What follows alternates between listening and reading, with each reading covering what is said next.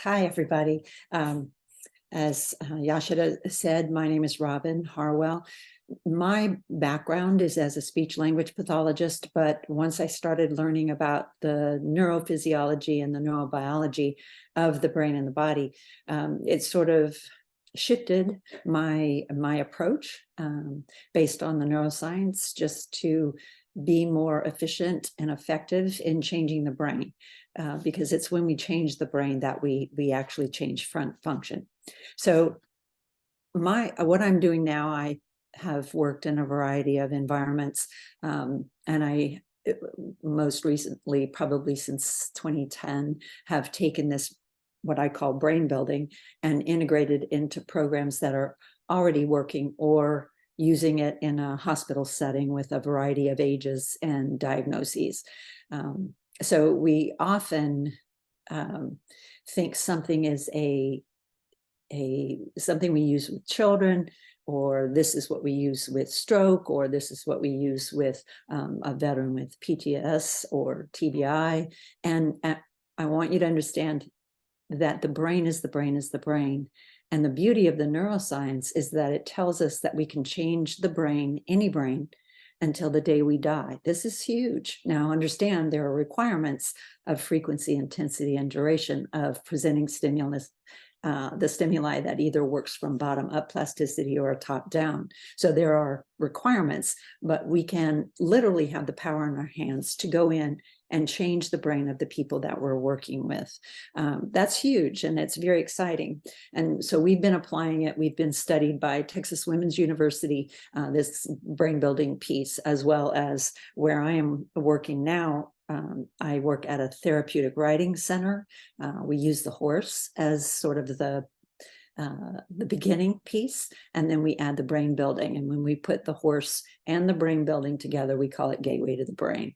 That's been studied. There was a 2.5-year study by Texas Women's University, and what they saw is that after just the horse, we got outcome. But when you added the horse plus this brain building, when you added the brain building, there was a 20% increase across all motor function that they had been assessing in 8 weeks. That's huge. That's big, big change. And the lead investigator mentioned to me, he said what was even more surprising to him was the anecdotal stuff that the parents and the caregivers reported. I think we had over 1/3 of them who had been in reading therapies. They actually started reading, actual reading in that piece. So that's what we're going to focus on now: how to get the brain and the body into a just right state for attention. Because the science tells us if we don't have attention in the brain, everything's going in that we experience. But if there isn't attention in the brain and the body, there's minimal wiring going on. So our target is going to be attention in the brain and the body of anyone we're working with. And to begin with that, and let's see, next slide. There we go. This is traditionally how we do it, right? We go in at the top of the pyramid and we do an action, or we give information, and we do it over and over and over. That's called practice. And practice works. The problem is that with so many of the people that we work with, regardless of age, regardless of diagnosis, are struggling at these two bottom pieces, right? They're struggling down at the level of arousal, neurological arousal in the brain, so that they are having to struggle to even get to attention, and very often they can't maintain it. And without attention, again, everything we're doing is going in, but if it doesn't go in with attention, it doesn't wire. So it's very difficult for them to find it again, and it's very difficult for them to build on it. So that's the importance of being able to understand arousal and attention in the brain and the body. So we're going to look at what creates that just right state of arousal in the brain, because then we'll get to attention.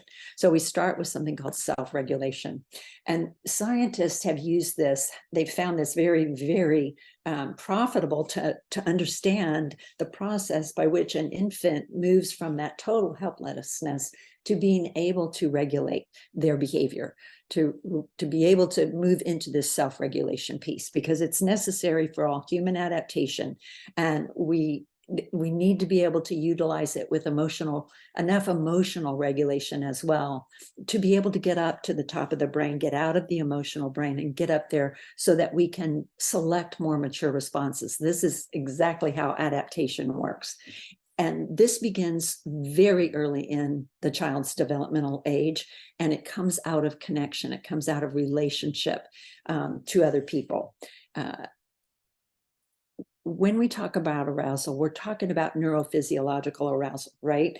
And the brain has, our nervous system is wired, even programmed to have this backdrop of states of being that allow us to function in our daily living. These are automatic and they're adaptable. They typically happen subcortically, so we're not aware of them without cognitive activation or thought, but it is a big piece that tells us that our biology is connected to support new learning and the remembrance of that learning. So we need to have this ability to learn in the first place, and then to have memory for that learning. And that's how we build on previous learning to improve performance, right? So these backdrop of states of being in our central nervous system, we're going to call levels of arousal. So Stephen Porges, he's known as the polyvagal theory. His book is called The Polyvagal Theory. It's extremely good work. I mean, it's a wonderful read. It's very dense. He's done a lot of the work in self-regulation, and he talks about it as just the neurochemistry, what's happening internally with our neurochemistry. And we are a bucket of chemicals literally encased in skin. They drive, as these neurochemicals actually drive our thinking, they drive our behavior, they drive our actions. And what it is that these levels of arousal, this neurochemical process, allows us to adapt to our environment and select behaviors or responses within that environment. So self-regulation occurs inside of us, inside of our brain, that allows us to maintain that just right state of alertness and emotional modulation to whatever's current. So right now, whether it's 6 in the morning, like Karen, you may be drinking coffee, you may be eating breakfast, it may be late at night and you're having warm cocoa. We're constantly adapting ourselves to regulate that state of alertness. And we need this to be able to control our behavior and regulate mental processes. It's what allows us to go in and develop things like attention, memory, get up here to the front of the brain where executive function lies. So self-regulation for us is huge. And I deal with essentially birth to death. And it doesn't matter that they're 36. If they have a TBI, they're going to be struggling with self-regulation. So I want to understand it. I want to understand the chemical process involved in it so that I can actually utilize certain tools to express in my patient that ability, those chemicals that allow for self-regulation. I want to be able to bring that patient, client, student up to a just right level of arousal and attention, or modulate them down. I want to bring them down and in. So self-regulation is, it occurs when we take information from outside of us, right? And we integrate it with the subcortical stuff that's already coming up from the lower centers of the brain and the body. So we're integrating cortical and subcortical, and this attentional feedback actually controls the sensory cortex, because it uses neuronal excitation. So again, it's just ramping up. We need to be able to get that brain and the body into a just right state of arousal. And what we understand is that as our thinking brain develops, that capacity for self-control develops, and self-control is essentially self-regulation. We've seen, all of us, either within ourselves, within our families, within the people that we put our hands on, we've seen challenges in self-regulation, right? We see feeding issues, we see sleep management issues. We see anxiety. I see so much anxiety in all ages. It's a little scary, but high anxiety. We have they have trouble regulating mood. So we see depression. They have inattention to the task. It's hard to keep bringing them back to the task at hand. They're struggling with arousal, so they cannot attain and sustain attention. They have a very low frustration they have a very low tolerance for frustration. They do it once and they can't get it, well, they stop. They aren't able to move through that barrier for learning. So we want to be able to control that, because our target, again, is attention in the brain. We have to go through that stage of getting a just right state of neurological arousal. So it's essentially the thing that allows us to manage our state of alertness, right? That's appropriate to whatever's going on at any given time that we're involved in. So we want to be able to manage it. We want to be able to bring it up, bring it down. And it begins with something called the initial orienting response. And all that is that it's something that happens in the brain and the body that allows us to enter this state of sort of heightened alertness, because we get this internal message of something important is going on.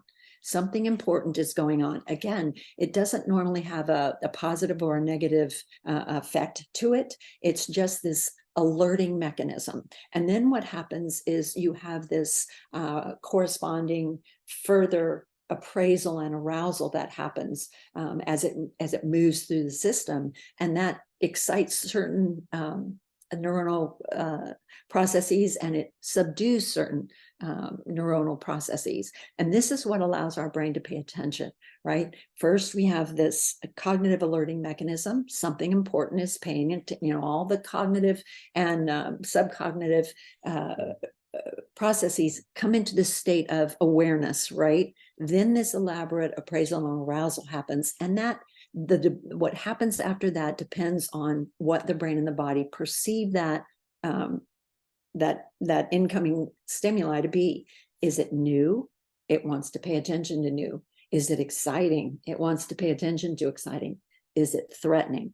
Now, understand we are hardwired for survival. And so if it's deemed threatening, perceived as threatening by that brain and body, and it doesn't have to be a lion chasing them, it can be the tag on the back of their shirt that's bothering their neck. It doesn't matter. If they perceive it as threatening, it's going to supersede anything else that we're trying to do. So we're hardwired for focus and attention through this process of the initial orienting response and that further elaborative and appraisal that allows us to bring up or bring down to get that just right state of neurological arousal. So we are more familiar with the neurotransmitters these days. We hear a lot about dopamine. We hear about norepinephrine, beta endorphin, serotonin. We're becoming more familiar with them, possibly due to just the increase in anxiety and panic disorders. They've tripled since 1980. So we have a lot of the medications are dopamine dependent. They're serotonin, norepinephrine dependent, the SSRIs, the NSSRIs, and all these chemicals have an important effect upon the central nervous system, all those extensive connections that are going to be significant through our central nervous system for their impact on sleep, on arousal, on attention, and motivation. All of the things that we want to be able to manage in the brain and the body of someone we're working with, because our focus is going to be getting them to a just right state that allows them to attain and sustain attention. So norepinephrine is produced by cells in the pons and the medulla. It's a midbrain, and it's a chemical of emotion, because whenever we experience an emotion, we express this chemical. It's the chemical that we need to break down cells in order to reorganize for learning and relearning. So it's an important chemical, and it supports new learning, right? So emotion as a form of arousal supports new learning. That's power in our hands. We know how to we know how to hopefully excite and emotional response in whoever we're working with. So this norepinephrine, we know it's important because it is the most extensive, this neurochemical output is the most extensive of any other nucleus in the entire nervous system. So that alone tells us we need to pay attention to what it does and how to use it. So the locus coeruleus in the pons have these long axonal projections into the thalamus, the hypothalamus, activation of the autonomic nervous system, the limbic system, and the cerebral cortex. So this is an important chemical because it's affecting all of the brain and the body systems that we're going to want to engage for the work that we're doing with them. So new and intense information tends to stimulate this as well as emotion. So what this chemical does is it sort of washes the entire system, getting it ready to respond to a contextual event. So it's a preparatory chemical for getting that brain and the body into a just right state for obtaining and sustaining attention. Serotonin is also an attention chemical, and it supports not just avoidance behaviors, but it influences the excitability of the lower motor neurons. It affects sleep. It affects arousal hugely, pain modulation, behavior, and just the basic biorhythms of the body, sleep, wake, arousal, all of those things that, again, we're interested in getting because of its effect on arousal in the brain and the body. Dopamine, it's known as a motor and a motivation chemical. It is produced in the substantia nigra of the midbrain and cells of the ventral tegmental area medial to the substantia nigra. And whether or not you need to know that, probably not, but you need to understand that dopamine is released as a motor and a motivation chemical. We want dopamine. We're now addicted to our digital. And literally, it's, I think, going to come out in the DSM-5, I believe it's listed as being important to continue to look at because of its effect. Now, in Europe, I believe it's actually treated as an addiction, but that's because of the dopamine release. So, you know, we're addicting ourselves every moment of every day, unfortunately, through the dopamine. And because dopamine is a chemical of reward. When we produce something, when we do something, we get a hit of dopamine. And almost everything we do, it can be going shopping. I can buy something and I get a hit of dopamine if I'm a shopper. If I'm a smoker and I smoke a cigarette, I'm going to hit a dopamine. Dopamine is a powerful, powerful chemical. And it affects the basal ganglia, the limbic cortex, which is our emotional brain, and the frontal cortex. And it regulates movement. And it is primary in inhibiting distracting or irrelevant actions and erratic behavior.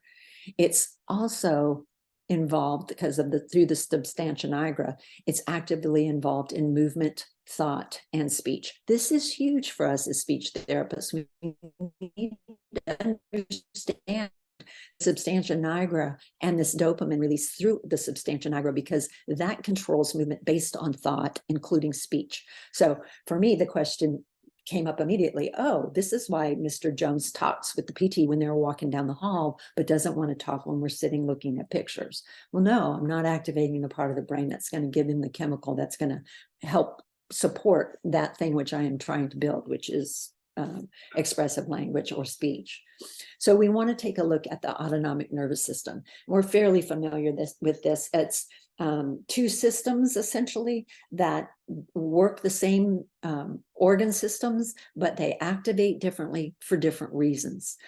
So they're now our sympathetic system is one part of that autonomic nervous system, and the parasympathetic system is another part of that autonomic nervous system. Sympathetic system is on all the time. We want it on. It's what lets us breathe. It's what lets us swallow. It is what is allowing us to just maintain basic biorhythms.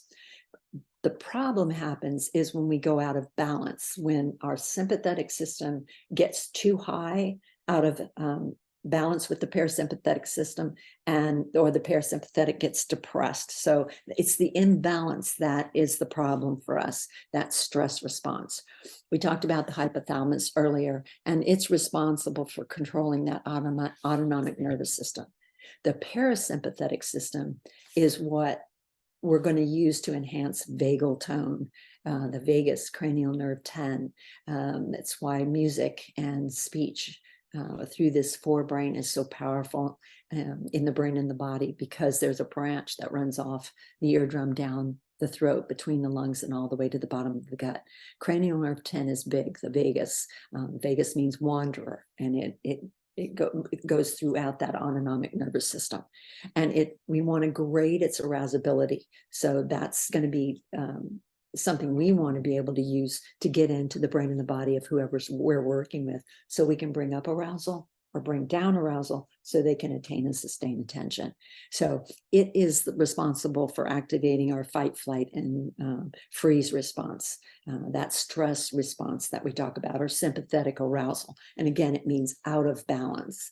It is the system that our brain and body uses to sort of constantly be monitoring events around us. It's comparing events in the now with events in the past, because again, it's our threat monitor, right? It's going to decide, is this new? Is this exciting? Is this threatening? So we're going to want to look at this. This is just the neurochemistry of it all that affects the neurobiology. You have part of the hypothalamus that secretes a corticotropin releasing hormone, and that unleashes the stress response. The pituitary receives this, and it releases something called ACTH, adrenocorticotrophic releasing hormone. Releases CRH, and that targets the adrenals. When the adrenals get that information, then they release cortisol, the glucocorticoids, and that is what unleashes the stress response for us now. And that's just expressing that same thing. So that's arousal through self-regulation. Self-regulation is about getting a just right state of arousal in the brain and the body, because it allows that brain and body to move into attention.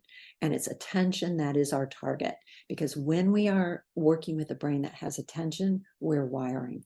And so how does attention happen? Well, why is it important?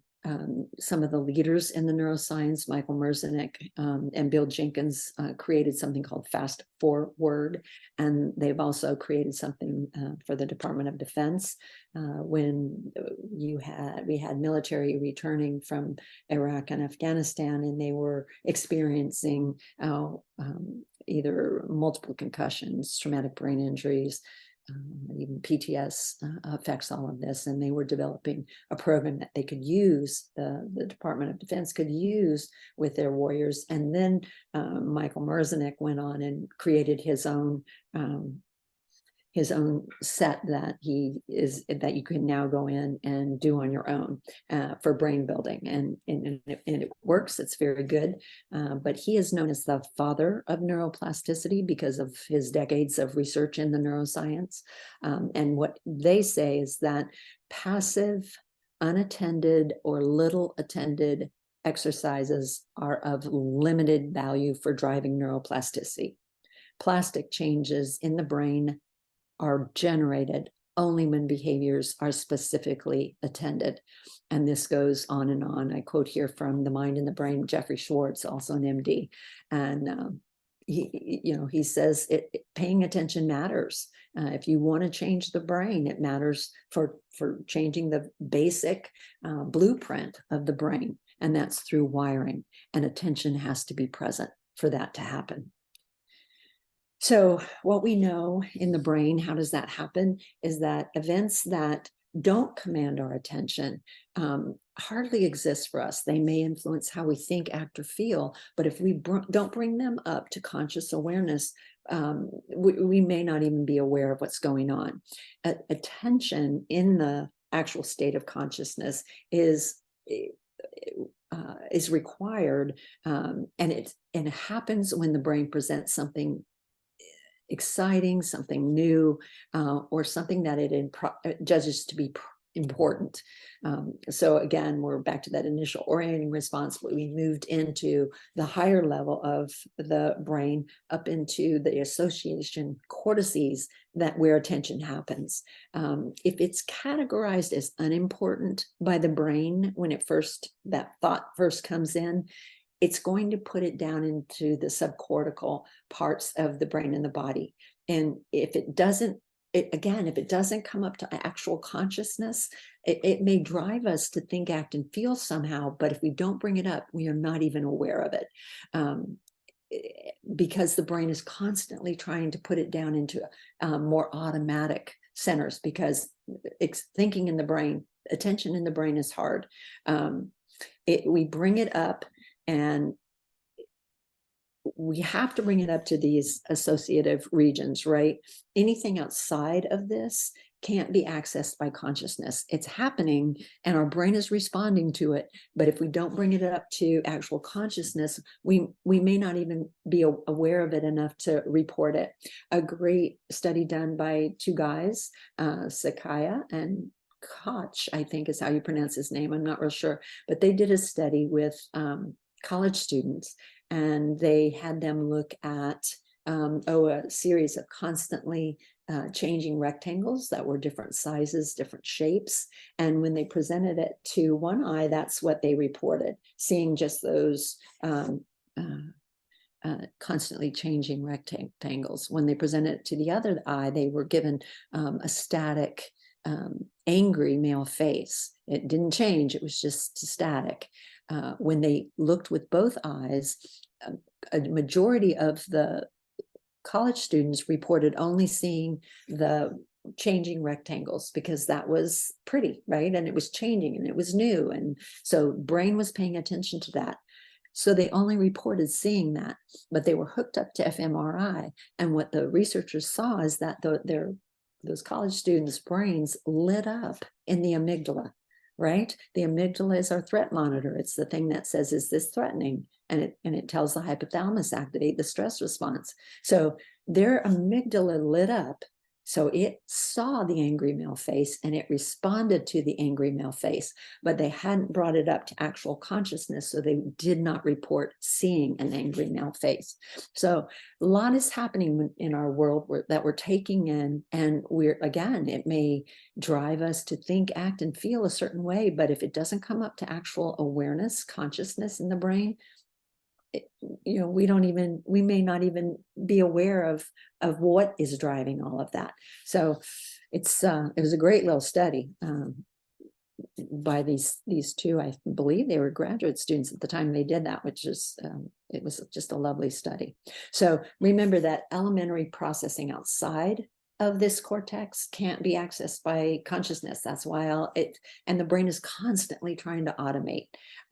Now, again, attention tends to be based on split-second wiring and rewiring so that a certain part of the brain can manage whatever is going on. So they weaken or they strengthen for a certain amount of time just to get the job done. That's how adaptable we are in the brain. We're getting networks here of nerves that connect up with networks here of nerves, and you're creating this connection that allows that brain and body to do whatever's being brought to its attention in the association cortices. So understand that these association cortices have a much stronger connection to the hippocampus, which is the organizer of our cognitive memory, and the limbic system, which is the organizer of our emotional memory. They have stronger connections to these cortices than they do to others, right? And both of these are going to play a significant role for us in attention, which is what we're trying to get in the brain and the body of whoever we're working with. So if you think about it, think if you've ever done the Parente memory task, or even a trail making task that your OTs may use. The brain has to quickly identify a specific object in a complex scene. And, at first they have to concentrate, right? Because there's corresponding effort in the temporal lobe, in the frontal cortex, they're sequencing up and connecting up to be able to do the work we've just given that brain and body to do, right? And they alter existing connections in order to accomplish the task. And they do it over and over and over, so that they can accomplish the task with less and less mental effort. They want to reduce the amount of effort, the amount of attention that the task requires. So if you think about it, think of practicing a motor skill. And we often, we practice it and practice and practice it. So it becomes, motor memory, because we constantly want to get it out of the brain. We want to push it down into the lower motor centers that don't require so much mental effort. And the brain constantly wants to do this. It wants to pay attention. It wants new. It wants important. It wants exciting. But at the same time, it's constantly trying to automate processes, pattern. We pattern our lives. How many times do you brush your teeth and you're thinking of 6 other things? How many times do you drive to work and you don't remember the drive? That's because this is all learned. You've learned it. You did it when you first learned how to do that thing. And then the brain pushed it down into those lower motor centers where it doesn't have to pay attention, because attention in the brain it's slow, it's subject to error, and it's expensive in terms of metabolic energy. There's a book written out by Lawrence Katz and Manning Rubin. It's called Keep Your Brain Alive. It's one I routinely give to the people that I work with who have a diagnosis of multiple sclerosis. It's very quick. It's very readable. The subtitle is 83 Neurobic Exercises for Your Brain. And the work on attention in the brain and the chemicals of attention was done by Lawrence Katz, I believe, when he was at Duke. And the book is very readable. And it takes what he's essentially saying is that you take an activity that is patterned, that is learned, and you change something about that activity, how you do that activity, so that the brain has to pay attention. It's going to slow you down, and you're going to get it wrong a couple of times, and it's going to be hard work. And one example I use is if you go to your car, and it's no longer doable now with all the automatic car responses, but think about, well, for an example, if you're going to brush your teeth, do it with your non-dominant hand. It's going to slow you down quite a bit. If you take a shower, shower with your eyes closed, as long as you have the balance for that. It changes things. Listen to your voice messages with your eyes closed. Just listen. Eat dinner in the dark. Some restaurants in New York actually do this now. You can have your entire dinner and you never see what you're eating. It just changes what the brain has to pay attention to. And so it's great for the brain, slow for the dinner, but it releases all the chemicals of attention, which build the brain. They support the cell's health, and they certainly make new connections, new wiring. So attention in the brain is slow, it's subject to error, and it's expensive, but it's the thing we want in the brain, particularly when we're working to relearn or learn something new. So the part of the brain we want to get up to is this orbital-frontal cortex, right? This is it has a major role in attention and arousal and self-regulation. This is the modulation dial, the volume control dial. This is where we want to get in the brain.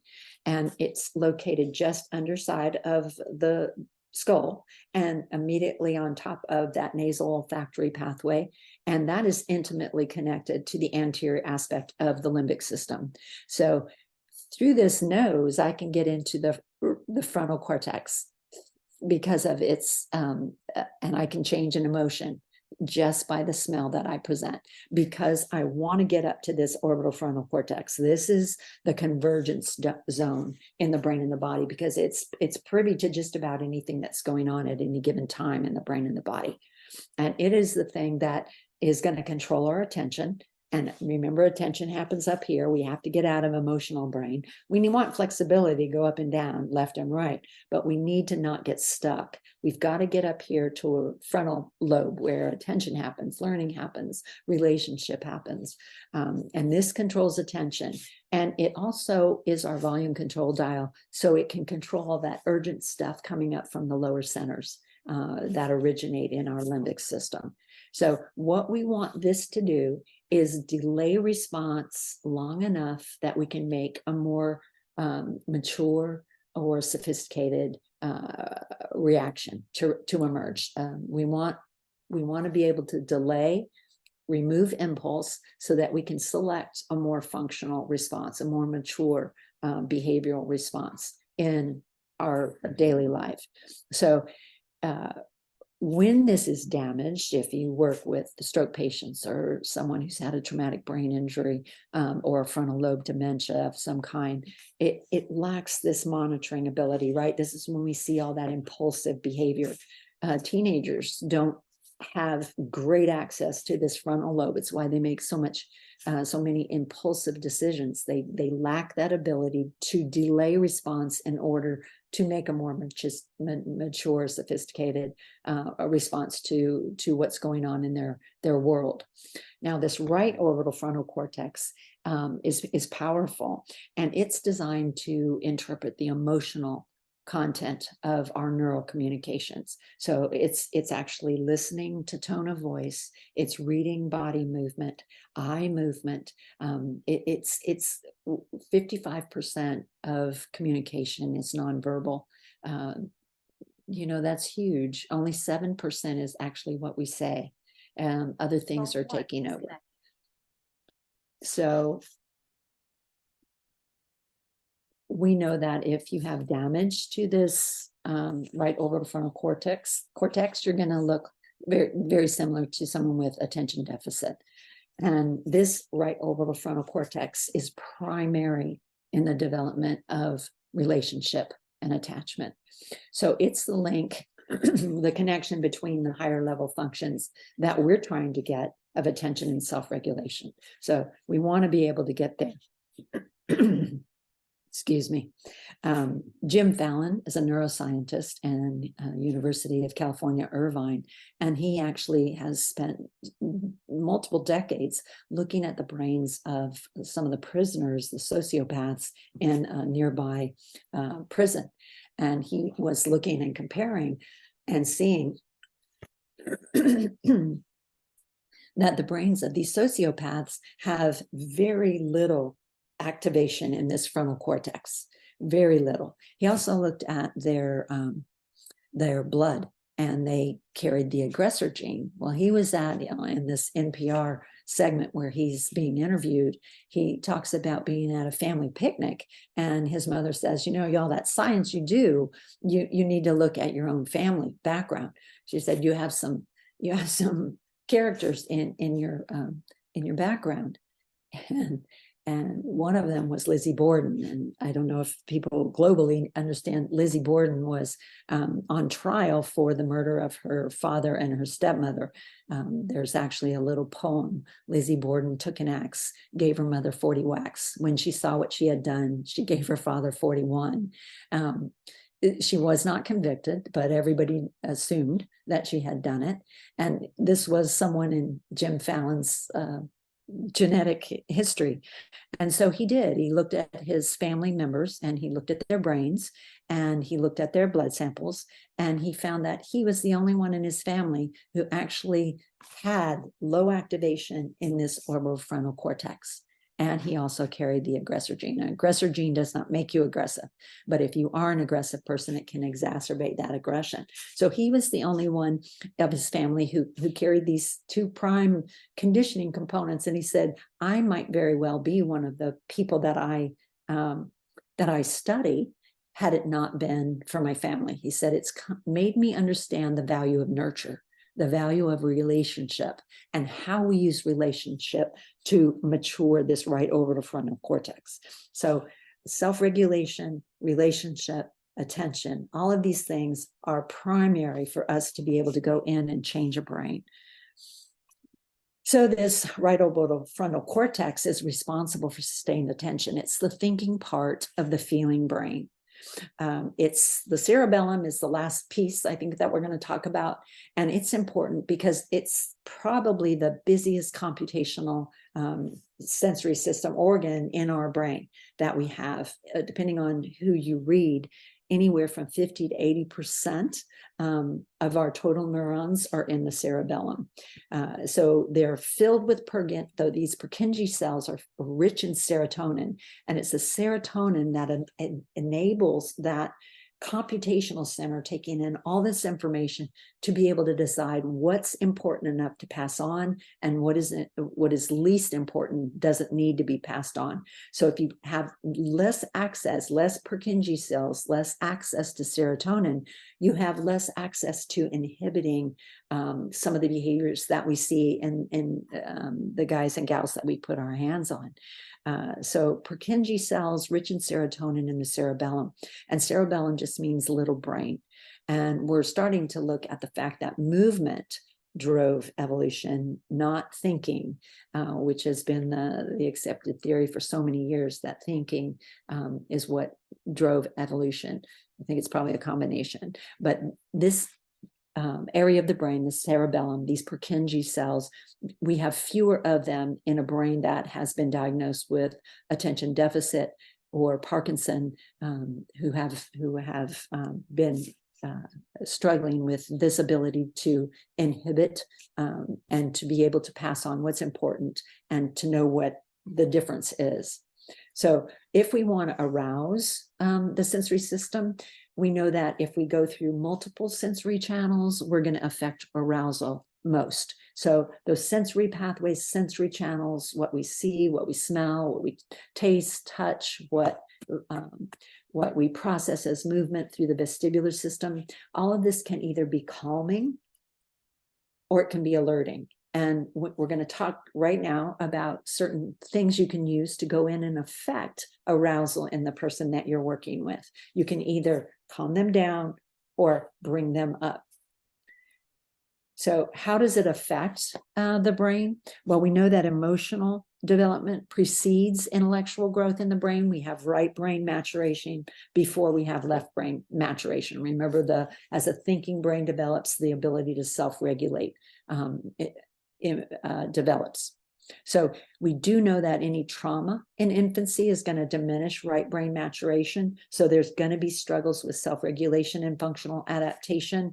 I talk to a lot of people, and often they will come in and say that they have a teenage or an adult family member that struggles with this. Oftentimes they have been adopted, and they were adopted after some of those self-regulatory mechanisms, and that relationship wasn't centered and balanced. And so they continue to struggle. That's how important attachment and relationship can be in a developing brain that continues to affect an adult brain. So we're in a prime position to be able to go in and sort of use our relationship, our connection with our patient, therapeutic use of self, to go in and kind of ground and heal and organize that relationship, that attachment style in the brain and the body of anyone we're working with, because that's going to impact self-regulation, and that's going to impact arousal, and that's going to impact the ability to attain and sustain attention. So our limbic center, that emotional brain, it is part where we have the amygdala, and it's the slowest to come online, and it's what holds our feelings in check. The amygdala is especially active in the fear response. Remember, it's our threat monitor. It's comparing events in the now with events in the past. Is this new? Is it interesting? Is it threatening? We know that trauma, repeated trauma over and over and over, and the response to that trauma can actually create a larger amygdala. And we're having to learn that we can and how to reduce and bring back to a much more neurotypical size that threat monitor in a brain and body.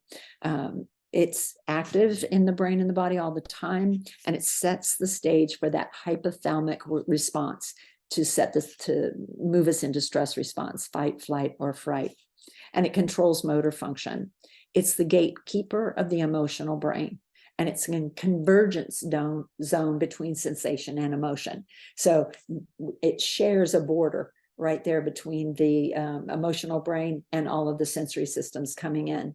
And what happens is when we have experienced anything, this part of the brain interprets and attaches meaning to a sensation, and they base it on an emotional association. So this becomes very important in a number of the people that we are working with, right? We know that when sensations are paired with strong emotional responses, arousal is further influenced, right?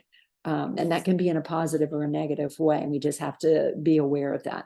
So I think for us, that the understanding that this amygdala connects with the basal ganglia, which controls not just patterns of voluntary movement, but also patterns of thought.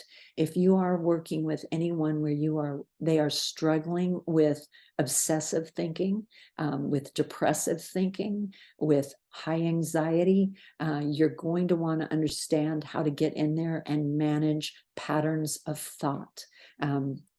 So lots of great writing out on that. I'm happy to connect up with anybody who wants any more information. So this orbitofrontal chemistry is big. It's our volume control dial. It can ramp up arousal and it can calm down arousal through its connections in different parts of the brain for the neurochemistry that is released there. So it's designed for flexibility and modulation. It informs the conscious mind about the emotional state it has generated in the lower brain. And that's huge. That's big. So it processes social and emotional information.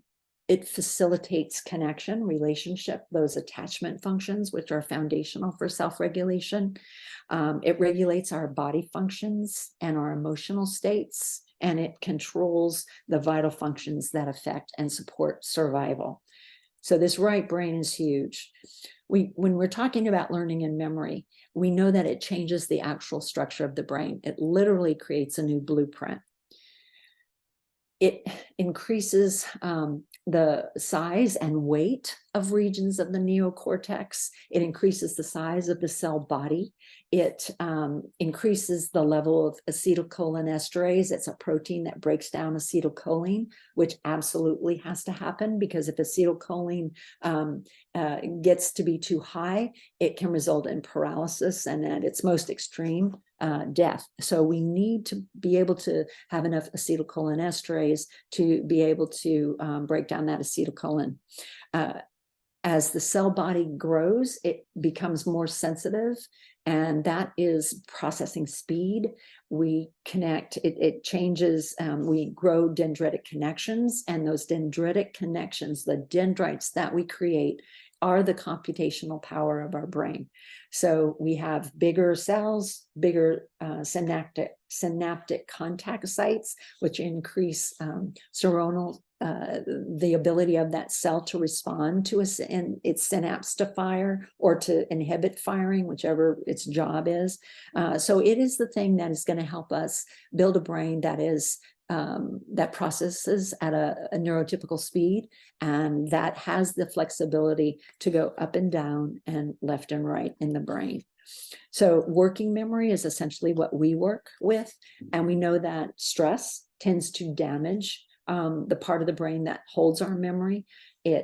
When we have repeated stress, and nobody's in stress 24/7 unless they have, full body burns, but we do go in and out of it. And our guys who get overwhelmed at sensory brain and they default to emotional brain, they are going in and out of stress all day long. And the levels of cortisol that they express tend to gather and start to kill cells in the hippocampus, the organizer of our cognitive memory. So with stress, it doesn't cause disease, but it can exacerbate most diseases. It's known as the most violent immunodepressant known to man. So stress doesn't cause disease, it exacerbates it. So when we say, I can't remember anything, I'm so stressed, well, it's true. We're killing the part of the body, the brain that we're using for our memory.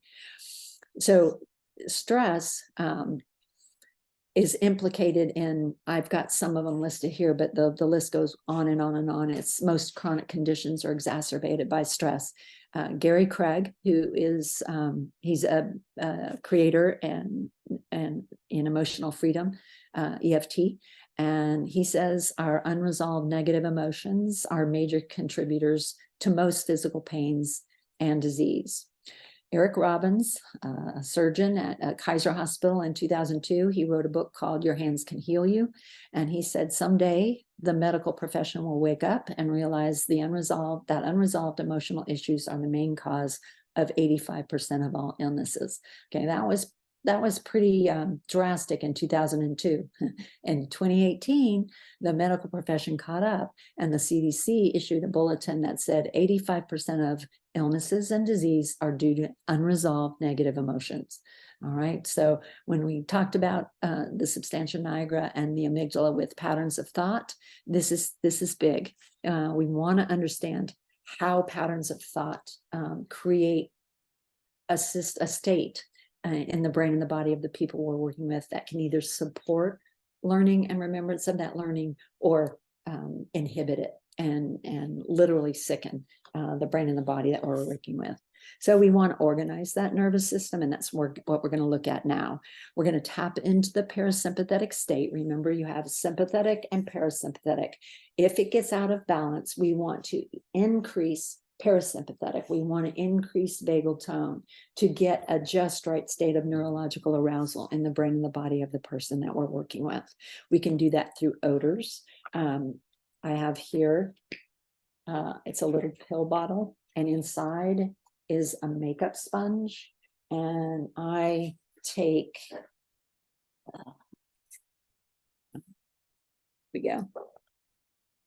I take a drop or two of an essential oil and put it on this. I'm going to stick it in here, and I am able to put this, take the cap off and put this under the nose of someone I'm working with.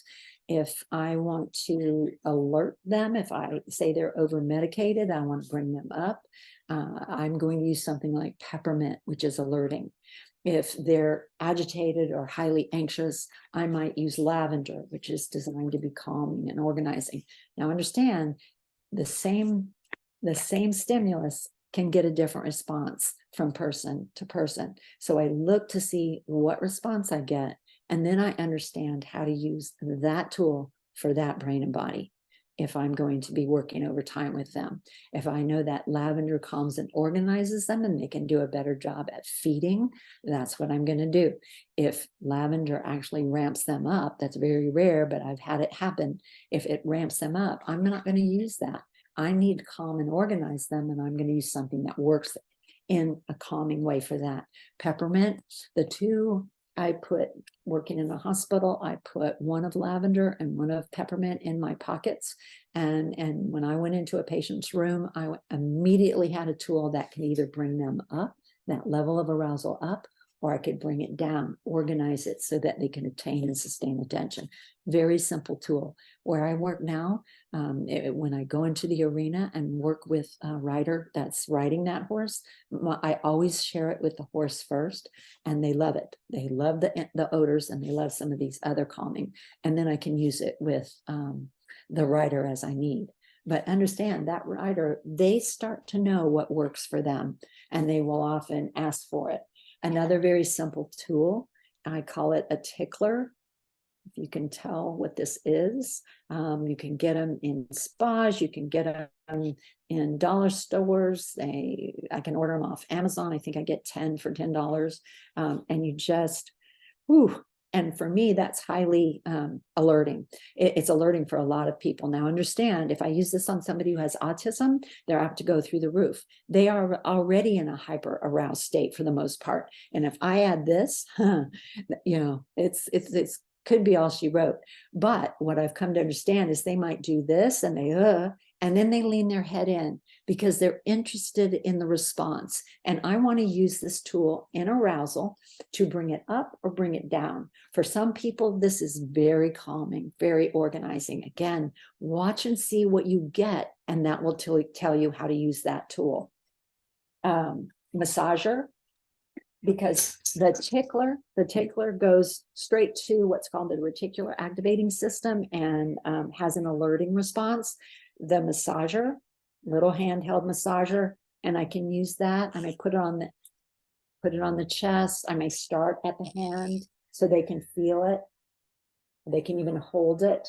I have some who like it on their teeth, but this is vibration, and vibration bypasses that reticular activating system. It comes up to the top of the brain, turns around, and it calms and organizes everything that's just being driven up from the emotional brain, the lower motor centers and the emotional brain.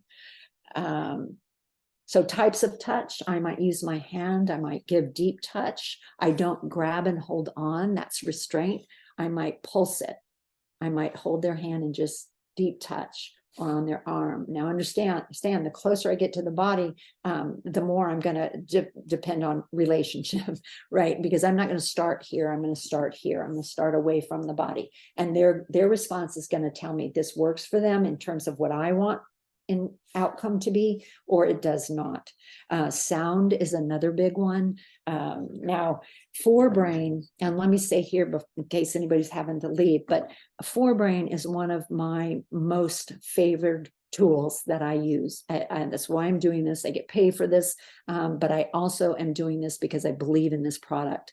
I don't do sound sorry necessarily. I'm sure it's wonderful. I do the therapeutic musics, the different listening styles, but this Forbrain is absolutely marvelous. I'm wearing it now as a presenter, but I use it on my adult patients. I use it on my patients with MS, with Parkinson. Let me tell you, Parkinson, LSVT is a tool that is elegant. It's simple. It works. It trains them to talk louder in their brain so that they actually bring up that low muttered speech that Parkinson tends to develop. But what they're finding is they're having a hard time continuing it. Once you hopefully build that habit, but you give someone with Parkinson, if they've gone through LSVT, you put this on and they're immediately going to have a better speech production. I put it on my students that have velopharyngeal insufficiency, and we start getting medial sounds, well, final sounds or initial sounds, K's, G's, things that they weren't able to produce. And that's because it prepares the brain in two ways, right? Through bone conduction, which the brain processes first before air conduction. And for some reason, that preparatory stage tends to give them just enough time to be able to articulate and produce a sound that is now much more reliable. It seems to have a more clear processing.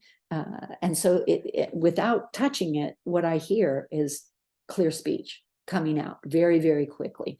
So I don't do traditional speech therapy. I do brain building, but a lot of mine will see other therapists, and I always recommend or send a Forbrain with them, particularly with speech. If you're going to do articulation therapy, why you're not using a Forbrain, I want to know why. And it has to be because you didn't know. Because if you know and you've heard about the Forbrain and you aren't using it, then I'm going to take my child and go to another therapist, because this is how you're going to get what you need. And now that they've added that secondary microphone, even more profitable. I used to have to lean in and talk into it so they could hear me. Now that doesn't have to happen. But I use it on not everyone I see, but on a high number of people that I see. And I have it in my clinic. We have several in our clinics. We write grants to purchase these, and we send them home so that they can do it with enough frequency, intensity, and duration to make that new pathway permanent. So what we're seeing is that they will put this on when they're doing their homework, when they're practicing their spelling or their vocabulary words, and their scores in school are getting higher and better, simply because they're able to, one, as they're studying, it goes in more efficiently with attention. And so when it comes time for the test, they're able to retrieve it because they wired when they studied. So this Forbrain is a powerful tool. I use it when I practice piano. I have my well, the number is huge, and I want to get on. So anyone who wants a testimonial from me on the Forbrain, I'm standing here ready to give it. So the tools we looked at: odors, because it goes right into the part of the brain we're trying to get; massager, vibration, because it comes up to the top of the brain and it calms down all that urgent stuff; the tickler that alerted if I have somebody who has low arousal, I'll do that. Deep pressure, again, have some understanding of what you are using the tool for, and then watch what you get, and that's going to tell you how to use that tool. So we're going to move into sound and respiration.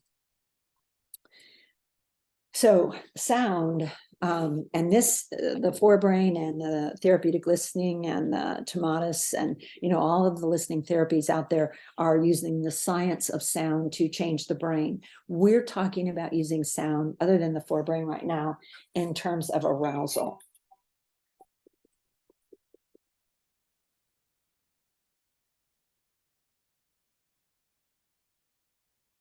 I use that for calming and organizing, and I always have a parent or caregivers involved in the work that I'm doing with the person they've brought to me, and everybody enjoys the chimes, but it can be drums, it can be percussive on their body, it can be different types of sound, have a very strong affect on not just the sensory system, but on the emotional system, the emotional response, the social emotional response, the psychological response. Music and sound is huge. It goes down into the vibrational portion of the cell body. And so if you've ever heard of a sound bath or taken a sound bath, that's what they're doing. They're using sound to go in and try and harmonize the cells within a certain organ or throughout your body, because it has such a harmonizing and organizing effect on our brain and body. All of the systems that we use to process information, because my vestibular processes sound, my cochlea processes sound. So, and that integration is so powerful for getting that just right state of arousal so I can attain and sustain attention. It can balance the autonomic nervous system. It reduces fatigue because you're calming stress. So organized movement is huge. I'm going to finish up with pace. I've got some things here that I use consistently, but pace is one of them. And that comes out of the work of Brain Gym by Paul and Gail Dennison.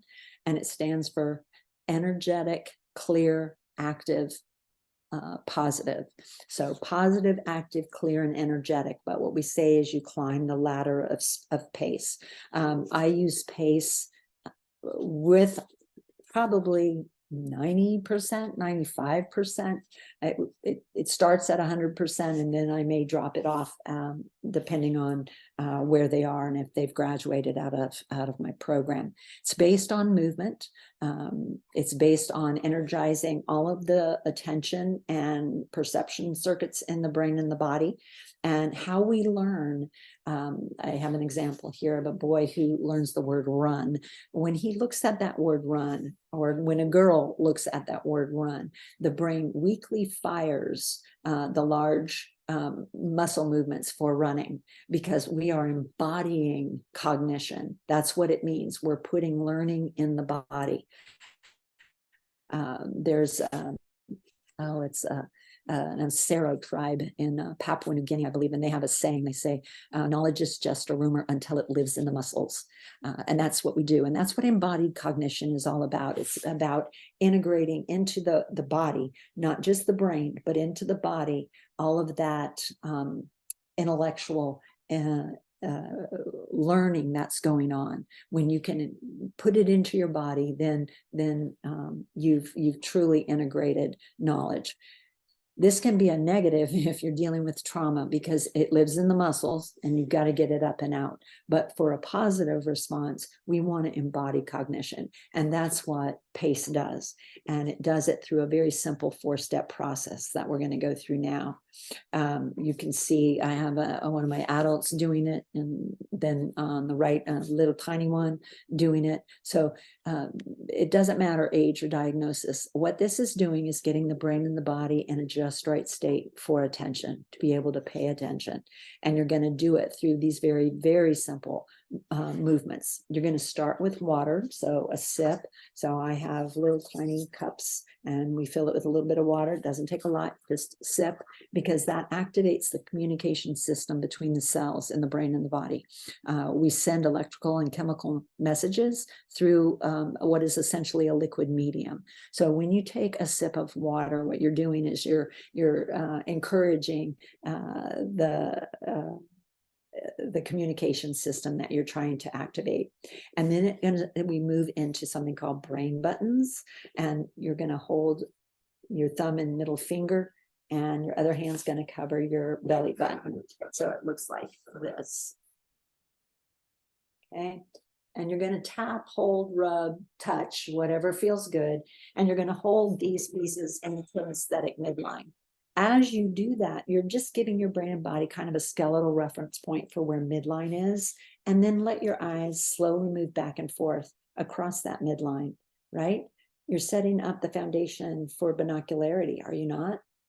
And it doesn't have to be big, and you don't want it fast. This is the important part right here in this X. When you do that, you're connecting up left and right hemispheres.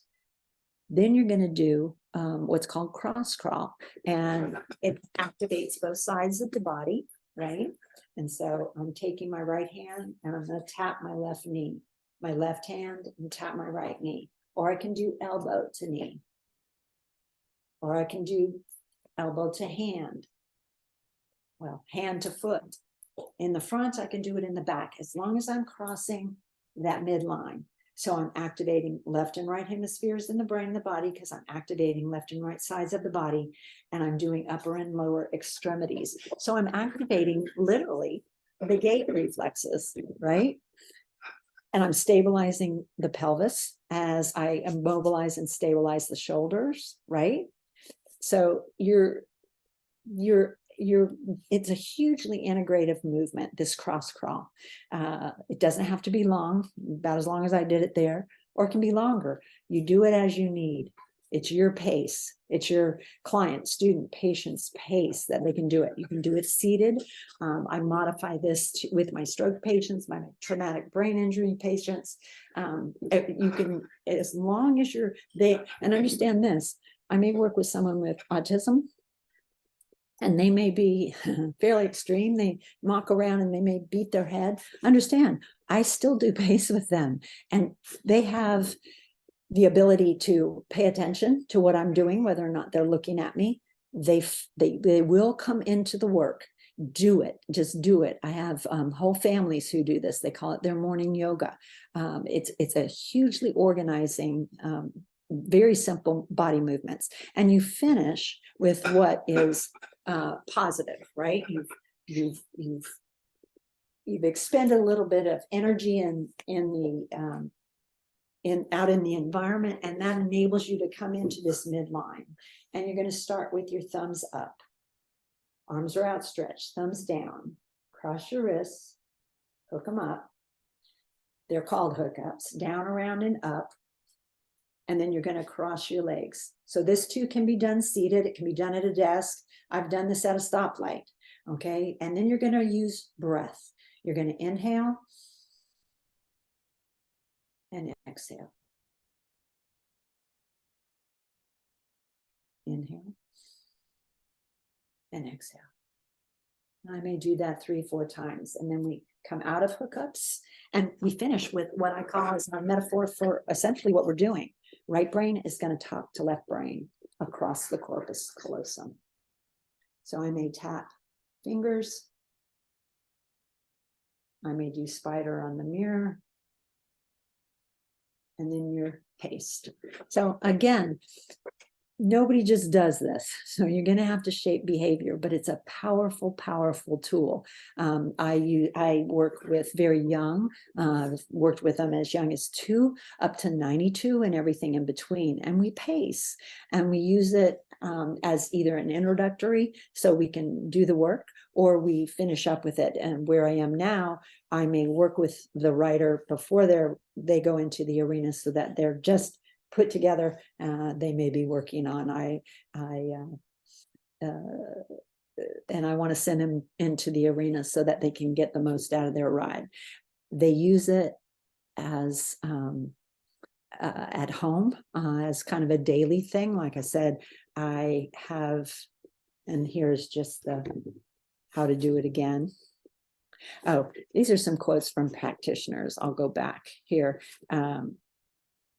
We have, I had met a young woman, she had a young boy with Down syndrome, and they live in Cuba. And I saw her one year, and the next year I didn't go down with the team, and she wrote me a letter, and this is what she wrote.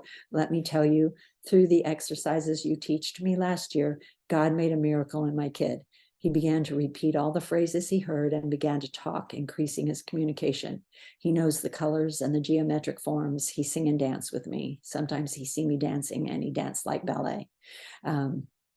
So it doesn't take much, but it can really make a difference in the brain and the body, for that brain and body to be able to pay attention. Because then if they start paying attention to their world, what comes in can wire, and they can build on that wiring. And so function changes.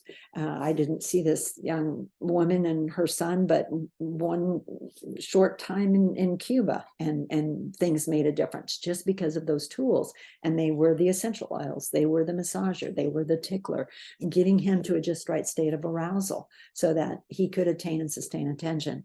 I have another little one who he has attention deficit. He's hyperactive, and he will, when he gets overactive now, he comes to his mom and he says, Mom, he calls it the business. He says, Mom, I need to do the business. And that's the tickler, the massager, or the P.A.C.E. It's just getting that arousal system to a just right state so it can attain and sustain attention. One family, they call it P.A.C.E. They all get together and do it, and they call it their morning yoga. I have veterans that I use this with, and I asked one why he still did it, and he said, it makes my day go better. So it's a powerful thing. This is a young woman who simply came into my gatehouse where I do my work, and I showed her around, kind of gave her this little spiel, and I showed her how to do P.A.C.E. And she wrote me this email, and she said, you showed us how to P.A.C.E. and I've been incorporating it into my schedule, and wow, what a difference it makes. I can pay attention in class better, have less stress, and just feel better in general. Thank you so much for teaching me this. I've always been wound tight and have suffered from irritable bowel syndrome for years. With the combination of P.A.C.E. and a new super low dose IBS med, I have been symptom-free for 2 months, which has never happened before. And my doctorate program for pharmacy is easier to focus on. Thank you again for showing me P.A.C.E. So understand the P.A.C.E. works because it looks too simple to be so powerful, but understand it works in the way the brain and the body are designed to do it. So going through those steps can make such a difference in the brain and the body for a just right state of arousal that allows for attention and focus, so that what goes in wires, and that's what we want to have happen. So we have something called 4-7-8 breathing. You inhale for 4, you hold for 7, and you exhale for 8. And you do that 4 to 6 times, no more. And it can be very organizing for the system. VU breathing is just saying VU on the exhale. Again, in trying to use breathing to get back into balance between the sympathetic and the parasympathetic state. So I think I'm going to stop here. This last bit really supports why we do what we do. And all it's really saying, and since you'll have access to this, I'm going to go ahead and shoot to the end here so I can take a few questions. But the brain has to take information in, right? Regardless of your age, regardless of your diagnosis, you have to take information in with your seeing pathway, your hearing pathway, your vestibular pathway, and your tactile pathway. And this is not about how well the eyes see or the ears hear. It's not about acuity. It's about what does the brain do with that information coming in? Because every brain has to do 4 things. It has to receive that information. It has to store and organize that information. It has to retrieve that information and then use it. That's function, that's performance.